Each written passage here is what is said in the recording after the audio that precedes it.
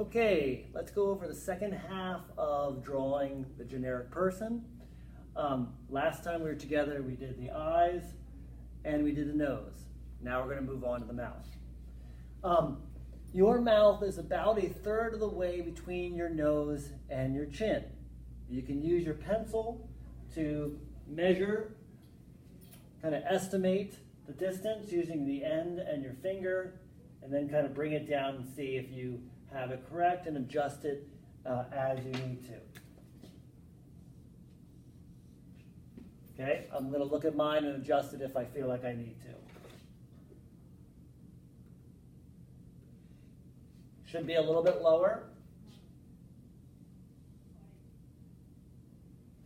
That's probably about right. Now, the mouth. We kind of have a stereotypical way in which we sometimes draw the mouth. It looks like this. Let's do it over here since I have enough more room. Okay. The problem with this mouth is that it always makes your person look like they're wearing lipstick. The reason is because this mouth makes it look like the top line and the bottom line are just as important as the line that opens and closes. The truth is, if you look at people's mouths, it's not that distinct. The line that divides the mouth in half is much stronger than the line at the top and the line at the bottom. So it looks here like you've drawn the lips on, which is typically kind of what we think of when we think of lipstick. Now, to do a better mouth, we want to avoid this stereotype. Okay? We know that the middle of the mouth is important, that line that opens and closes, and it's about 2 eyes wide. So drawing down from the middle of the eye, both eyes, that's how wide the mouth is going to be.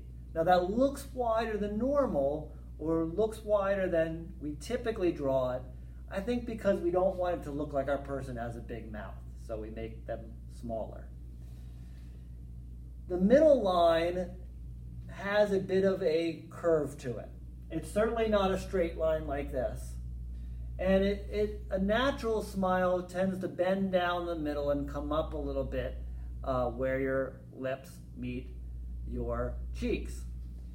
To draw that, I'm going to suggest that you do something like this. Okay? Take a minute to draw that. Adjust it if you need to so that it looks good. I like to widen the line a little bit at the ends, the edges. I think it looks a little bit more natural that way. Now, you might think that this mouth looks a little bit unusual, and I agree. It does look a little bit unusual. You might not be able to figure out what's strange about it, but what looks like is happening here is it looks almost as if our person is biting their bottom lip. Like they're going like that. Now you probably see it, even if you weren't seeing it before. That's because the second most prominent part of your lips is not really your lip at all.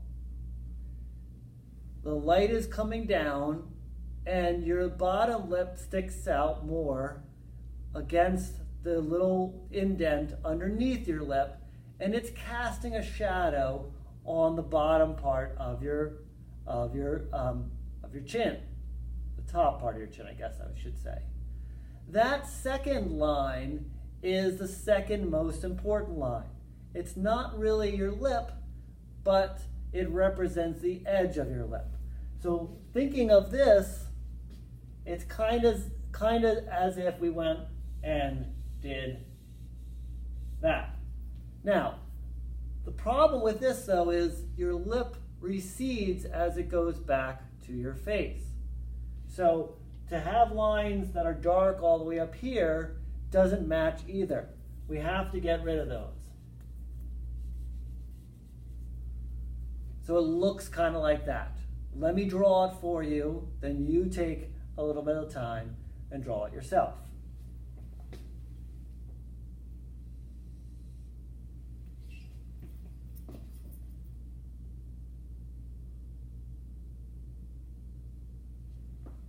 It should look something like that. Now, Let's do ears next. Your ears begin at the eye level line, right? If you draw your fingers back from your eyes, you'll run into the top where your ears connect to the head. If you draw your fingers back for your nose, you'll also brush up against your earlobes. Your ears are about from the eye level line to the nose line. Making marks on your paper, little mark there, little mark here, little mark here, little mark here. Now, be careful that your person doesn't look like a Muppet. Okay, they're not C's.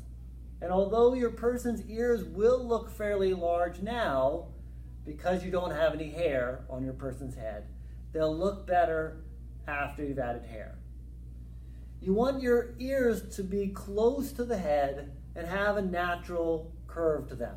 I want you to notice that I'm going to start here and go up because your earlobe, not your earlobes, the top of your ear is above the eye level line, but then your earlobes will kind of connect where your nose is down at the bottom.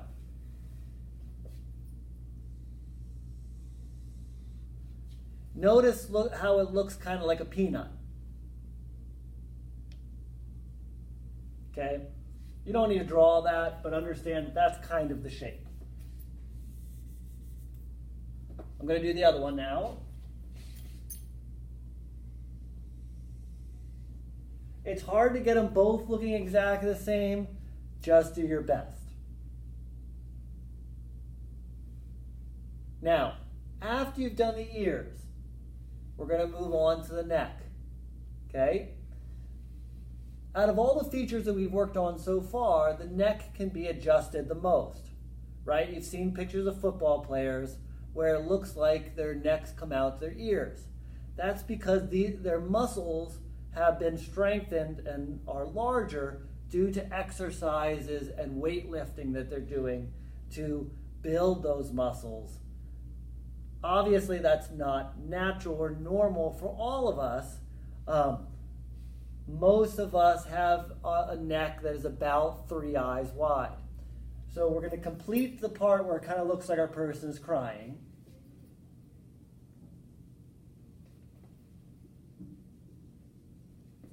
And from here, we're going to draw lines that kind of go straight down and then curve out a little bit. You're not going to draw the shoulders because your shoulders are 3 heads wide. And you do not have enough room for that on your paper.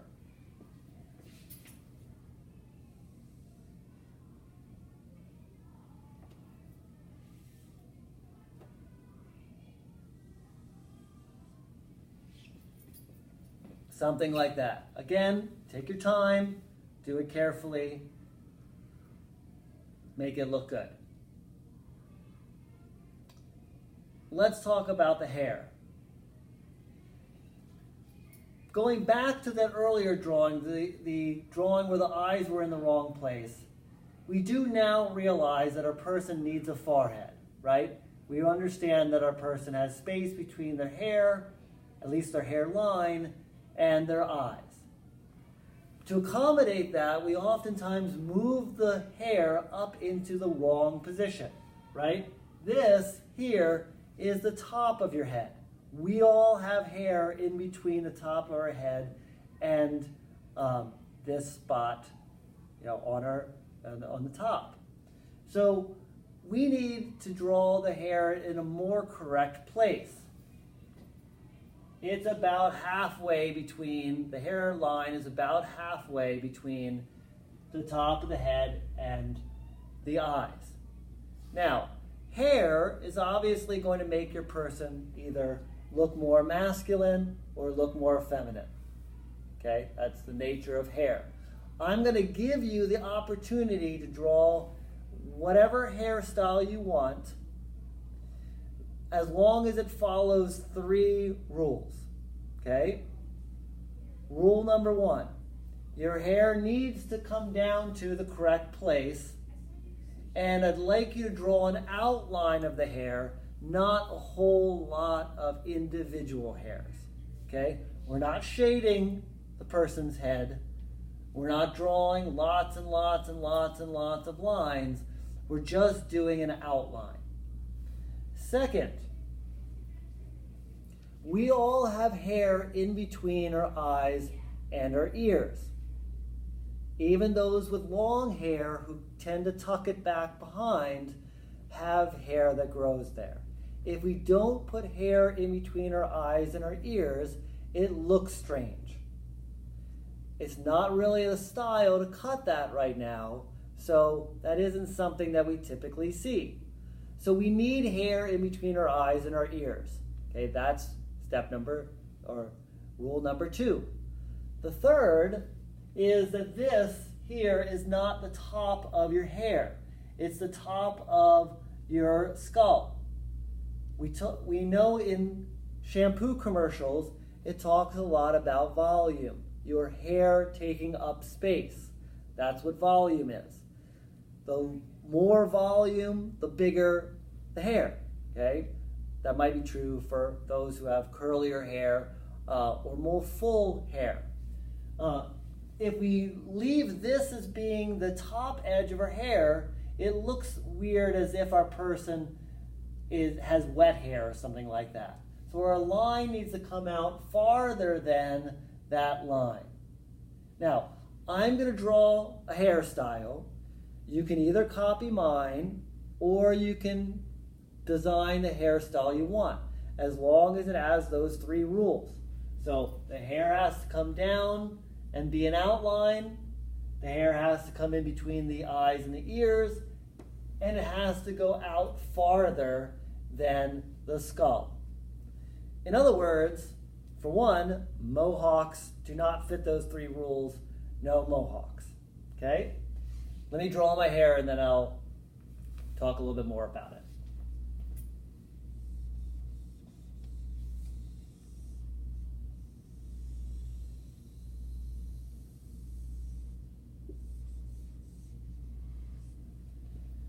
Notice that my hairstyle follows those 3 rules. It's an outline and it comes down with a little bit of bangs below that line that's, below the halfway point. It comes down in between the ears and the eyes. A little bit of sideburns, don't get carried away. And then it goes out farther than the skull. Now, if you want to have your person have long hair, that's fine. Just don't erase the ears. Try and incorporate the ears into the hairstyle. I want this to be a guide for you. If you erase important things like ears, that won't really be helpful later on. Take your time to do a hairstyle. Obviously, this takes more time than some of the other features that we just went over.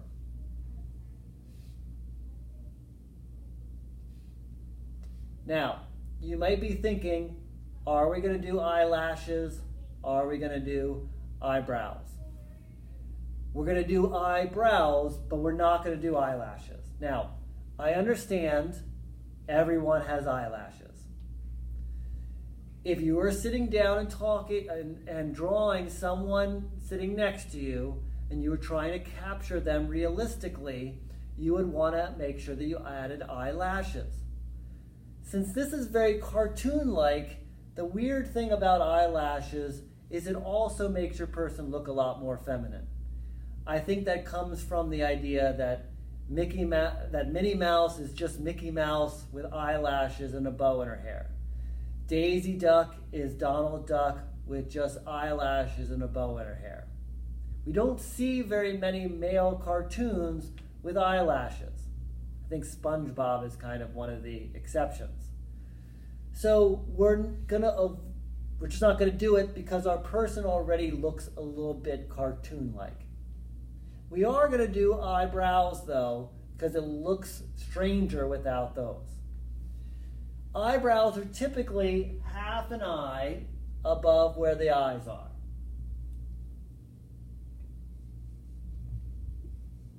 So about here, okay? Someone in another class also mentioned that they typically go out to a little bit farther past the eye in a diagonal way beyond the nose. You don't have to draw this if you don't want to, but obviously eyebrows are longer, get closer together than the eyes, and get farther out than the eyes. For this, we are going to draw individual hairs, because otherwise it looks like someone kind of has drawn a caterpillar on your face. Notice that your hairs tend to stand up the closer the nose they are, and they lie down as they get farther out towards the ears. So when we draw them, you want to kind of imitate that same motion, that same movement, so that it makes sense.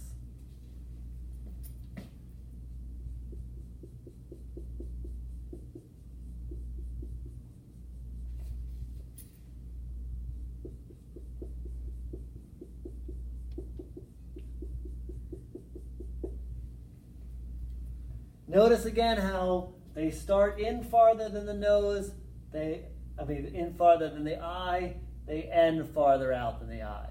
That nice diagonal is a good reference point.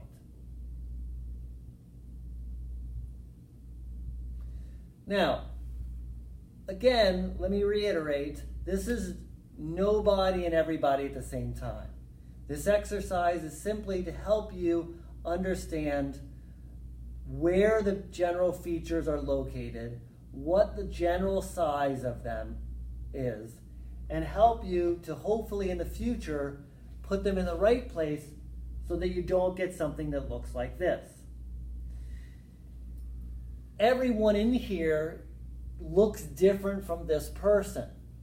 It's all of those unique features about you, your slightly different sizes and shapes, that make you different from the person sitting next to you, and so forth and so on.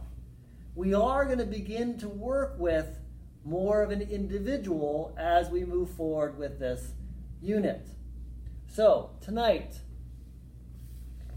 and this is due Monday, you have some homework, okay? You're going to receive a slip that looks like this. On it, it says to bring in a printed photograph of a person that you find interesting. Now, I want that person to be someone famous, not your grandmother, not your sibling, not someone, in general that you know. I'd like you to go on to Google Images, type in a person's name. It could be an actor or an actress. It could be an athlete. It could be a politician. It could be any number of individuals. And find a picture of them that shows from the top of their head to the bottom of their chin. This image of this photo of course, now I forget his name, Han Solo, but that's not his real name, is a good example. Okay? Notice, as it says on the paper, the top of the head to the bottom of the chin should be at least 3 inches so that we can see it well enough to be able to draw it. Notice how they're kind of looking out at us the same way we drew this. I don't want any profiles. I don't want any 3/4 views. Okay? I don't want any that are cropped really close to the face so that we lose the hair and we lose the chin. Harrison Ford here has all of his hair and goes down below his chin. Now, if you go to print this out at home and you realize you can't get it the right size, you can either send the image to me. If you don't have a printer, that's what you'll want to do as well. Send it to me between now and class on Monday, and I will print it out for you. It doesn't have to be in black and it doesn't have to be in color, but if you can do it in color, that'd be great. We need a color image at some point. If it's printed in black and white, that's fine. We can get a color image later. This is going to be worth 5 points. Now, that might not seem like a lot, but without a lot in the grade book right now, if you don't do this, you'll end up with a U, and that U will sit there for a while. So do this so that, because it's an easy 5 points. You don't get any points taken off if it's in black and white, but you do get points taken off if it's the wrong size. It needs to be a person, not a cartoon, not a drawing or a painting. A photograph of a person. So make sure that all of their face is showing. I don't want photos of Batman. If you want to do one of the actors that played Batman, look for a picture of the actor, not a picture with the mask on. It doesn't do us any good. Okay? Like I said, this is due Monday. So Monday will be May 6th.